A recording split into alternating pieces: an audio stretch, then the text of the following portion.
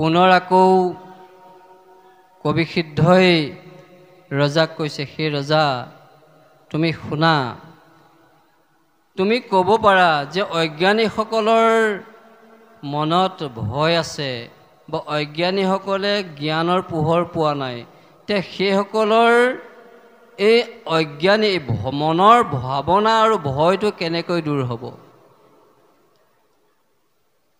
আৰু ভকতিনো কেনেকৈ কৰিব? তুমি যদি এই ভাৱেৰে সৈতে তোমাৰ মনত সংশয় হৈছে, তেনেহ'লে মই তোমাক কওঁ শুনা, তুমি তোমাৰ মনত উদয় হোৱা মনৰ এই শংকিত ভাৱনা, তোমাৰ মনত সৃষ্টি হোৱা এই বাসনা, যি বাসনা দুৰ্বাসনা শংকা, তোমাৰ মনত যি সংশয় হৈছে, সেই সংশয় কিন্তু তুমি ত্যাগ কৰিব লাগিব। পৰীক্ষিতে শোকক মৃত্যুমুখী লোকে কি কৰা উচিত, মুমূৰ্ষজনে কি কৰা উচিত বুলি প্ৰথম প্ৰশ্নটো কৰিলে।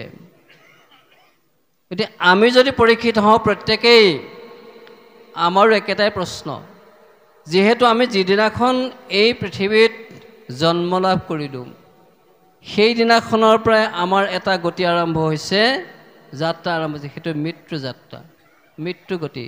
জন্মৰ লগতে আমাৰ মৃত্যুটো আহে। সেইকাৰণে জন্ম জায়তে শূদ্ৰাহা, আমি জন্ম হওঁতেই প্ৰত্যেকেই অজ্ঞানী হৈ আহোঁ। যেতিয়া আমাৰ এই অজ্ঞানতা থাকে, তেতিয়া আমি একো ক'ব নোৱাৰোঁ, আমাৰ জ্ঞানৰ ভাণ্ডাৰটো নাহে।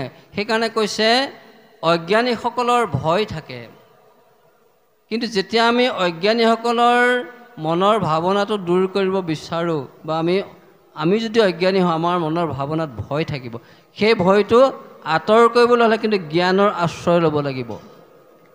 সেইকাৰণে ভাগৱত তত্ত্ব প্ৰথম পদ্মকল্পত ব্ৰহ্মাক দিওঁতেই 4 শ্লোক দিছে, জ্ঞান বিজ্ঞান তদংগ ৰহস্য। সেই তাতে প্ৰথম হৈছে জ্ঞান। ঈশ্বৰক জানে যিটো তাকে বোলে জ্ঞান। জ্ঞান বহুত প্ৰকাৰ আছে, লৌকিক জ্ঞান, পুথিগত জ্ঞান আৰু আধ্যাত্মিক জ্ঞান। অধ্যাত্ম সম্পৰ্কে জনাটোৱে হৈছে আচল জ্ঞান, তাকেই ঈশ্বৰ সম্পৰ্ক জ্ঞান বা অধ্যাত্ম সম্পৰ্কীয় জ্ঞান, আধ্যাত্মিক জ্ঞান। সেই আধ্যাত্মিক জ্ঞানটোৱে হৈছে পৰম জ্ঞান, আৰু সেই জ্ঞানৰ জৰিয়তেই অজ্ঞানীসকলৰ মনৰ এই ভয়টো দূৰ কৰিব পৰা যায়। সেইকাৰণে কৈছে, যদি বোলাৰা যে অজ্ঞানীৰ ভয় জ্ঞানেহে কৰে অন্তৰ, জ্ঞানে তেওঁলোকৰ অজ্ঞানীৰ ভয়টো দূৰ কৰিব পাৰে। হয় কথাটো। এতিয়া আমাৰ এই জগতৰ যিমানবিলাক প্ৰাণী আছে, প্ৰত্যেক প্ৰাণীৰে আটাইতকৈ ডাঙৰ ভয়টো কি বাৰু? এই তিনি তলৈকৰ যিমানবিলাক জীৱ আছে, প্ৰত্যেক জীৱৰে আটাইতকৈ ডাঙৰ ভয়টো হৈছে মৃত্যু ভয়। প্ৰত্যেক জীৱই মৃত্যু বুলি ক'লে শংকিত হৈ পৰে, সেই ভয়টো আঁতৰ। সেইকাৰণে আমি মৃত্যু ভয়টো কেতিয়া আঁতৰাব পাৰিম? যেতিয়া আমি ভগৱন্তৰ ভক্তিৰ জ্ঞানৰ সৈতে পুষ্ট হওঁ। যেতিয়া স্বাধীন ভাগৱত কথা শুনি পৰীক্ষিতে সমস্তখিনি ত্যাগ কৰিব পৰা হ'ল, তেতিয়া পৰীক্ষিত শোকে সুধিলে, পৰীক্ষিত স্বাধীন সমাপ্ত হ'বলৈ মাত্ৰ এবেলা বাকী আছে, কিন্তু তুমি কোৱা তোমাৰ মনৰ সংশয় দূৰ হ'লনে? যদি সংশয় দূৰ হোৱা নাই, পুনৰ মই আকৌ আৰম্ভ কৰিম। তেতিয়া পৰীক্ষিতে ক'লে, গুৰুদেৱ মই এতিয়া পৰীক্ষিত হৈ থকা নাই, মই এতিয়া ব্ৰহ্ম হ'লোঁ, মই এতিয়া এই জগতৰ মায়া প্ৰপঞ্চৰ পৰা উৰ্ধত, সেইবিলাকে মোক একো কৰিব নোৱাৰে, মই ব্ৰহ্ম হ'লোঁ। গতিকে মই এতিয়া ব্ৰহ্ম, মই ঈশ্বৰ সদৃশ হ'লোঁ। গতিকে তক্ষক আহা মোক দংশন কৰা। কিন্তু তক্ষক আহিবলৈ ভয় কৰিছে, কাৰণ ব্ৰহ্ম মানে ঈশ্বৰ। সেই তত্ত্বটো উপলব্ধি কৰি মহাপুৰুষে তেওঁ কীৰ্তিস্তম্ভ কীৰ্তনত লিখিছে, প্ৰথমে প্ৰণামো ব্ৰহ্মৰূপী সনাতন। সেই ব্ৰহ্মৰূপী ঈশ্বৰক যি জানিলে, সেইজন কেতিয়াও অজ্ঞানী হৈ নাথাকে, সেইজন জ্ঞানী হ'ব। আমি পুথিগত জ্ঞানৰ সৈতে জ্ঞানী হৈ পেলাই এই সংসাৰত আমি লৌকিকভাৱে আমি মাত্ৰ দেহটো পোষণ কৰিব পাৰিম, কিন্তু ঈশ্বৰৰ ওচৰলৈ যাত্ৰা কৰাৰ সম্বল আমি সেই জ্ঞানৰ পৰা নাপাওঁ। সেই জ্ঞান পাবলৈ হ'লে আমি ভকতৰ সংগত ভগৱন্তৰ গুণনাম শ্ৰৱণ কীৰ্তন কৰি এই আচল তত্ত্বৰ জৰিয়তে আমি ভগৱন্তৰ অস্তিত্বক বুজি পোৱা সেই জ্ঞানটো পাবলৈ, আধ্যাত্মিক জ্ঞান। সেইকাৰণে তুমি তোমাৰ মনৰ শংকা ত্যাগ কৰিবলৈ, আমাৰ মনতো আমি শংকা ত্যাগ কৰিব লাগিব। আমি বহুতে ভাবোঁ আমাৰ ঘৰখনতচোন কিবা কিবি ইটো সিটো হৈ আছে, আমি নাম কীৰ্তন কৰি থাকোঁ, নাম পাঠ কৰি, কিন্তু আমাৰ যে ঘৰখনৰ এইবিলাক নাইকিয়া হোৱা নাই কিয়? আচলতে আমাৰ শ্ৰদ্ধাটো তাত নাই, আমি কৰিব লাগে কাৰণেহে কৰিছোঁ। বিষয় আমাৰ বাসনা এটা আছে, কিন্তু নিষ্কামভাৱে যদি আমি সমস্ত কৰ্ম ঈশ্বৰত অৰ্পণ কৰি দিয়া যায়, তেতিয়া আপোনাৰ মনত সেই ভাৱনা, ভয় ভাৱনাটো আৰু কেতিয়াও নাহে। সেইকাৰণে ভয়টো হৈছে ভ্ৰম। আমি মনৰ ভ্ৰমটো যেতিয়ালৈকে আঁতৰি কৰিব নোৱাৰোঁ, আমাৰ মনৰ ভয় ভাৱনাটো সদায় থাকিব। সেইকাৰণে কৈছে ঈশ্বৰ বিমুখ হোৱা যিটো নৰ, ধৰে বিষ্ণুময়া তাক, এহি দেহময়ী বোলে অজ্ঞানত পাশৰে নিজ আত্মাক। ঈশ্বৰ বিমুখ বৰ শব্দটো বৰ টান। ঈশ্বৰ সন্মুখ আমাৰ কেতিয়া হয়? আমাৰ ঈশ্বৰ আমাৰ সন্মুখলৈ কেতিয়া আহিব? যেতিয়া বিষয় বাসনাবিলাক আমি পিঠিফালে দিওঁ, তেতিয়া ঈশ্বৰ সন্মুখ হ'ব। আৰু যেতিয়া আমাৰ বিষয় বাসনাবিলাক আমি আগফালে লৈ আহোঁ, তেতিয়া ভগৱন্তৰ পিঠিফালে থৈ দিয়া যায়। এতিয়া আমাৰ বিষয় বাসনাত আমি প্ৰত্যেকে ৰথ হৈ আছোঁ। আমি কেৱল কামনা বাসনাযুক্ত জ্ঞান কৰ্ম মাৰ্গৰ জৰিয়তে ৰথ হৈ এই সংসাৰত লাগে লাগে লাগে লাগে আমি ভুঞ্জি আছোঁ, নিকাৰ ভুঞ্জি আছোঁ। সেইকাৰণে এই খেদটো, এই যে আমি ঈশ্বৰ বিমুখ হ'লোঁ, এই ঈশ্বৰ বিমুখ হোৱা লোকসকলৰ অৱস্থাটো কেনেকুৱা, আমি কেনেধৰণে ভগৱন্তক খাটনি কৰিব লাগিব, সেই কথাটো মহাপুৰুষ মাধৱ পুৰুষে ঘোষাৰ শেষলৈ লিখিছে। হে হৰি হৰি হৰি হৰি হৰি হৰি হৰি কি কাম কৰিল আমি, সাধু সংগ লয়া তোমাক নভজি ভৈলকে নয়ধোগামী।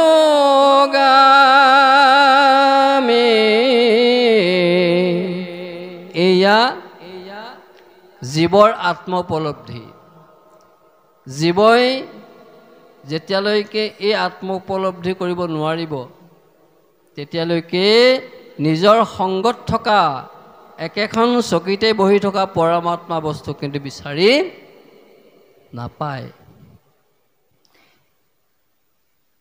সেইকাৰণে মহাপুৰুষজনে ইমান সুন্দৰকৈ এই খেদজনা লিখিছে যে হৰি হৰি হৰি হৰি হৰি হৰি কি কাম কৰিলোঁ আমি। আমাৰ সেইটো ভাৱনা হয়নে বাৰু? আমি ভালকৈ যদি নাম এষাৰ গাব পাৰিলোঁ, পাঠ কৰিব পাৰিলোঁ, ভগৱন্তক দুষাৰ কথা ক'ব পাৰিলোঁ, ভগৱন্তৰ বিষয়ে ভকতক আমি গৌৰৱত গপত গংগাটোপ হৈ আমি অহংকাৰত মত্ত হ'লোঁ। গতিকে সেইসকলৰ সমান অধম আৰু নাই। আমি সদায় নামিব লাগিব। নাম কাক কয়? নাম। আমি সদায় নামিব লাগিব, আমি সদায় দাস্য হ'ব লাগিব। সেইকাৰণে মহাপুৰুষে প্ৰতিজন ঘোষাতেই দাস্য ভাৱনা সৃষ্টি কৰি থৈছে।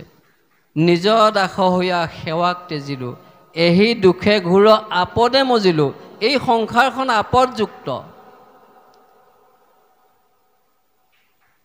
এই আপদযুক্ত সংসাৰখনত আমি তোমাৰ অস্তিত্বক নাজানিলোঁ, তোমাৰ তত্ত্ব নুবুজিলোঁ, তোমাৰ সেৱা কেনেদৰে কৰি তোমাক আমি সন্তুষ্ট কৰিব লাগে সেই কথা নাজানিলোঁ, তোমাৰ ভকতৰ সংগলৈ গৈ সেই কথা নুবুজিলোঁ।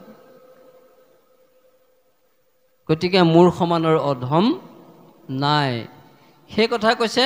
আৰু সেইসকলেই হ'ব কি? ঈশ্বৰ বিমুখ। ঈশ্বৰ বিমুখ যিসকলে হ'ব নৰ, যিসকল লোক বিশেষত নৰ, সেই ঈশ্বৰ বিমুখ হোৱা মানুহসকলক এই বিষ্ণু মায়াই বেৰি ধৰে। আপোনালোকে চাব, এটা পুখুৰী এটাত পুনি থাকে, আপোনালোকে দেখিছে? পুনিৰে সৈতে পৰিপূৰ্ণ পুখুৰীটোত পানীৰে সৈতে থকা সেই পুখুৰীটোৰ পৰা যদি আপুনি পানী আকৌলৈ আনিবলৈ যায়, তেতিয়া আপুনি প্ৰথমতে কি দেখিব? পানী দেখিব নে পুনিখিনি দেখিব? পুনিখিনি দেখিব, নহয়নে বাৰু? কিন্তু পুনিখিনিৰ পৰাতো আমি পানী আকৌলৈ আনিবই লাগিব। পানী কলহ আমি কেনেকৈ আনিম? পানী কলহ আনিবলৈ হ'লে আমি কিবা এটা কৰিব লাগিব। গতিকে আমি সেই কলহটোৰ সৈতে সেই পুনিখিনি পানীৰে সৈতে মিহলাই ধুৱাই থাকিব লাগিব। ধুৱাই থকাৰ লগে লগে পুনিখিনি যেতিয়া আঁতৰিব, তাৰ পৰা আমি পানী কলহ লৈ অহাৰ পাছত আপুনি পানী কলহ লৈ আহি পুখুৰীটো পাৰ নাপাব, পুনিখিনি আকৌ আগৰ নিচিনাকৈ ঢাক খাই থাকিব। তে ঈশ্বৰ বিমুখসকলেও ভগৱন্তৰ নাম যদি তেনেধৰণে লয় কামনা বাসনাযুক্তভাৱে, সেই যেনেকৈ পানী কলহ অনাৰ পাছত পুনিখিনি আকৌ পুখুৰীটোৰ স্তম্ভ সম্পূৰ্ণ বেৰি পেলালে, ঠিক এই কামনা বাসনাযুক্তভাৱে কৰ্ম আচৰণ কৰি ঈশ্বৰত অৰ্পণ কৰা লোকসকলৰ সেই কৰ্মখিনি তেনেধৰণৰ হয়, পৰিপূৰ্ণ নহয়। অৰ্থাৎ মায়াই আচ্ছন্ন কৰি ৰাখে, মায়াৰ পৰা কোনো কাৰণতে আঁতৰি যাব নোৱাৰে, যাৰ কাৰণে তেওঁলোক প্ৰমোচন পায় ঈশ্বৰ বিমুখলৈ। আৰু সেই ঈশ্বৰ বিমুখ হোৱা নৰসকলক মায়াই চেক চাই ফুৰে যে এওঁৰ পাছত মই আছোঁ, কোন সময়ত তেওঁক মই বেৰি ৰাখিব পাৰোঁ। এইটো মায়াই প্ৰতি মুহূৰ্ততে আমাৰ পিছে পিছে দৌৰি আছে, প্ৰতি মুহূৰ্তে মুহূৰ্তে আমাক বেৰিয়াল দি মায়াৰ নিজৰ কবলত ৰাখিবৰ কাৰণে চেষ্টা কৰি আছে। আৰু সেই মায়াটো আমাৰ মনত আশ্ৰয় লয়, মনতেই মায়াটো সোমাই দেহত, এই মনৰ জৰিয়তে বাকী ইন্দ্ৰিয়বিলাকক মায়াযুক্ত কৰি পেলায়। সেইকাৰণে বিষ্ণুমায়ে তাক ধৰে, আৰু সেই বিষ্ণুমায়া ধৰাৰ কাৰণেই প্ৰভু ভগৱন্তক চিনি নাপায় এই পঞ্চভূতি সৃষ্ট এই ক্ষয় দেহটোকে মই বুলি ভাবে। আৰু এই মই বুলি ভবাৰ এই জ্ঞানটোকে কৈছে অজ্ঞান। অজ্ঞানসকলে, অজ্ঞানী সমস্তে এই দেহটোকে মই বুলি ভাবে, কিন্তু এই দেহটো বিনাশী। এই দেহটোৰ পৰা মই যেতিয়া ওলাই গুচি যাম, এই মই বুলি ভবা দেহটোৰ পৰা মই যেতিয়া ওলাই গুচি যাম, তেতিয়া সি কি হ'ব? হৈ পৰিব, যাক চুলেই অপবিত্ৰ হয়। তে সেই দেহটোকে আকৌ মই বুলি ভাবা নহয়, এই দেহটোৰ বিনাশ আছে। গতিকে এই দেহটো যে বিনাশ আছে তুমি সেই কথাটো নাজানা, তুমি যে এদিন মৰিব সেই কথাটো নাজানা। গতিকে এই দেহটোৰ কাৰণে তুমি ইমান মায়ামোহত মৰিছা কিয়? সেইকাৰণে অজ্ঞানত এই দেহটোকে মায়াত মই বুলি ভাবে, আৰু পৰমাত্মা সত্তা যে দেহটোৰ ভিতৰতে থাকে আমাক চৈতন্য শক্তিৰ পৰা চলাই আছে, সেই কথাটো কিন্তু পাহৰি যায়, নাজানে। সেইকাৰণে এইটো বেদান্ত তত্ত্বৰ কথা। সেইকাৰণে যাৰা সমস্তে বেদান্তৰ এই তত্ত্বটো উপলব্ধি কৰিব পাৰিলে যে সমস্ত জগততে ঈশ্বৰেই সাৰ, আৰু এই যে আমাৰ বিনাশী দেহটোত পৰমাত্মাৰ পৰা ভগৱন্ত স্থিত হৈ জীৱাত্মাৰ সহযোগত দেহটো চলাই আছে, ৰমণ কৰি আছে। আৰু এই আত্মা, ইয়াৰ পৰা পৰমাত্মাৰ জৰিয়তে আত্মা ওলাই যোৱাৰ লগে লগে যে দেহটো যে হ'ব, আৰু সেই দেহটো আমি কেনেধৰণে ভকতীয়া কৰি পেলাই ঈশ্বৰৰ ওচৰলৈ লৈ যাব পাৰিম, সেই তত্ত্বটো আমি মহাভাগৱত ধৰ্ম আচৰণ কৰিলেহে পাম, গম পাম।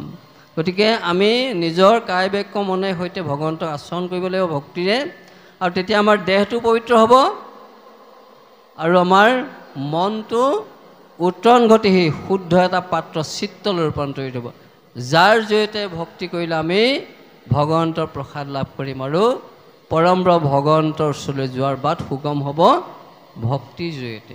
সেয়াই মহাভাগৱত ধৰ্ম। কৃষ্ণ।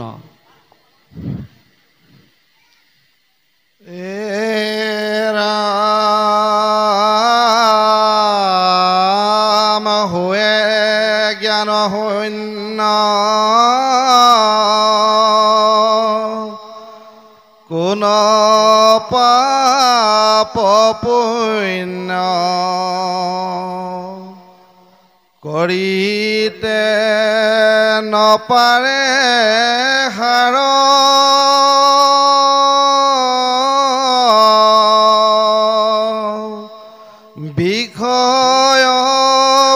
কুল হয়মকে বাতুল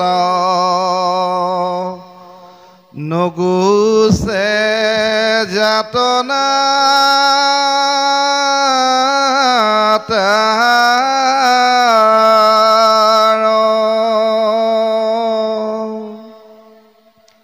যাহাৰ মায়াত এতে কনৰ্থ ভজু কহেন মুৰাৰী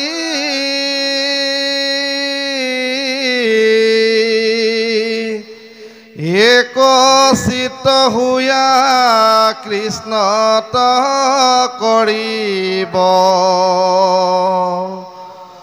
ভকতি অব্যভিচাৰী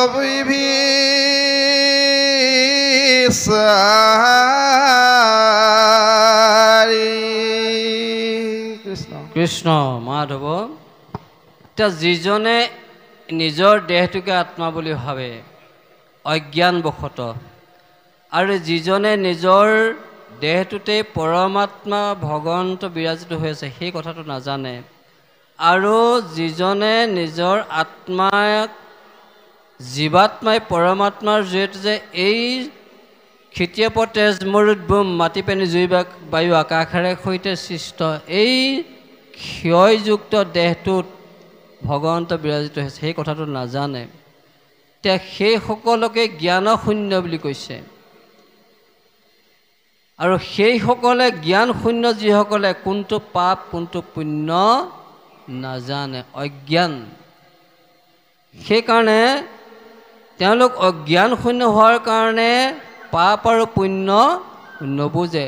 এতিয়া পাপ আৰু পুণ্য হৈছে ভাল কাম কৰিলে পুণ্য আৰু বেয়া কাম কৰিলে পাপ। এতিয়া বেয়া কাম কোনবিলাক?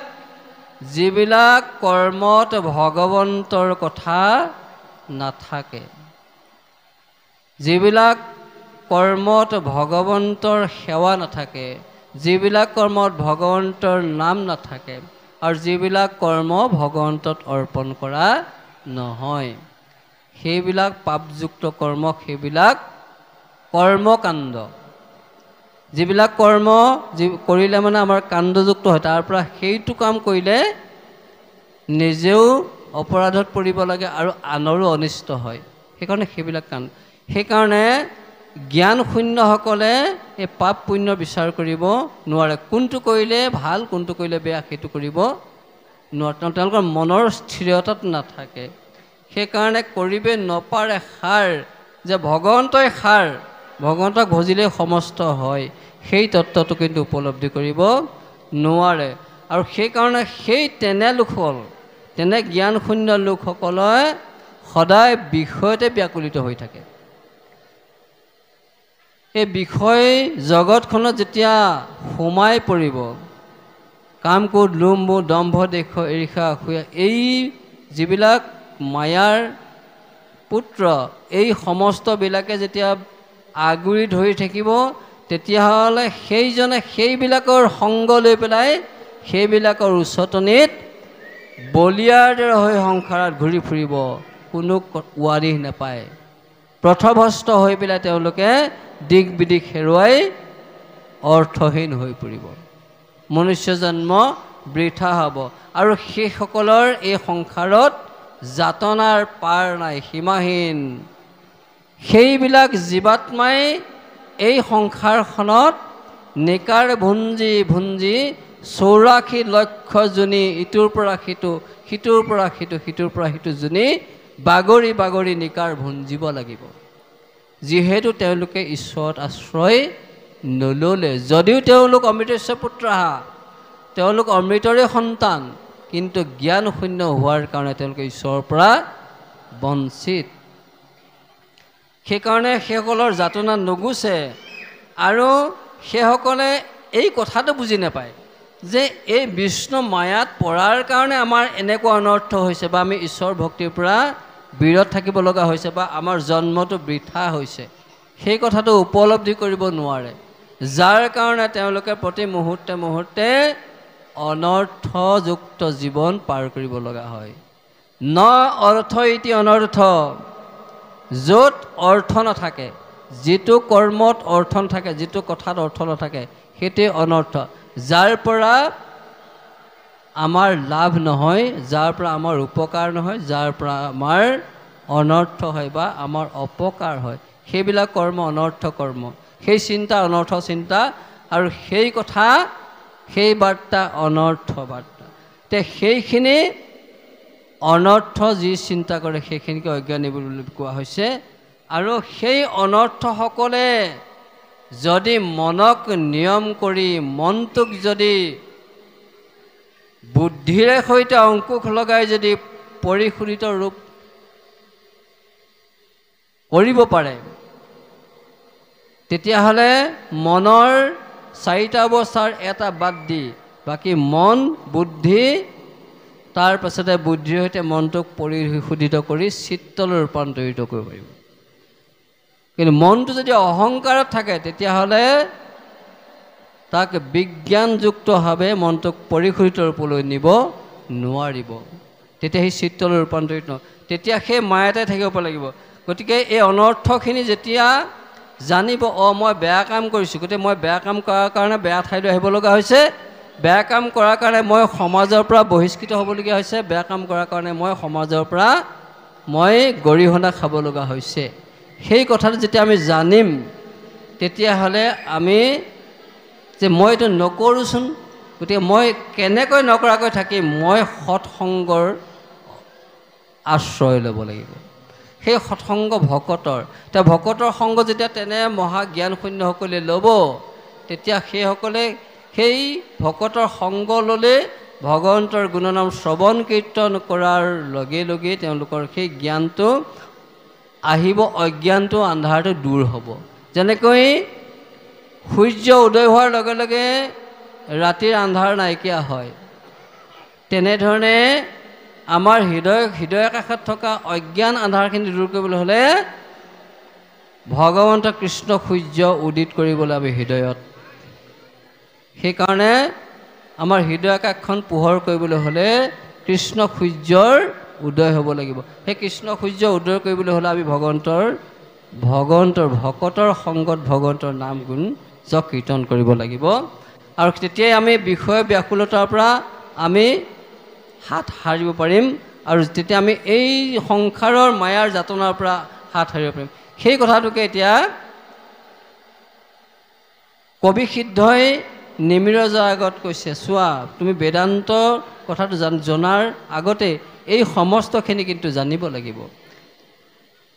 কৃষ্ণ সেইকাৰণে কৈছে, যাহাৰ মায়াতো এতেক অনৰ্থ ভজুক হেন মুৰাৰী, একচিত্ত হৈয়া কৃষ্ণক কৰিব ভকতি অবিবেচাৰী।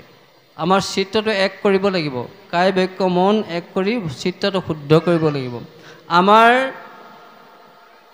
দেহটোত থকা মনকে ধৰি একাদশ ইন্দ্ৰিয়ক আমি নিয়মিব লাগিব, আৰু সেই ইন্দ্ৰিয়বিলাক ভক্তিযুক্ত কৰিব লাগিব।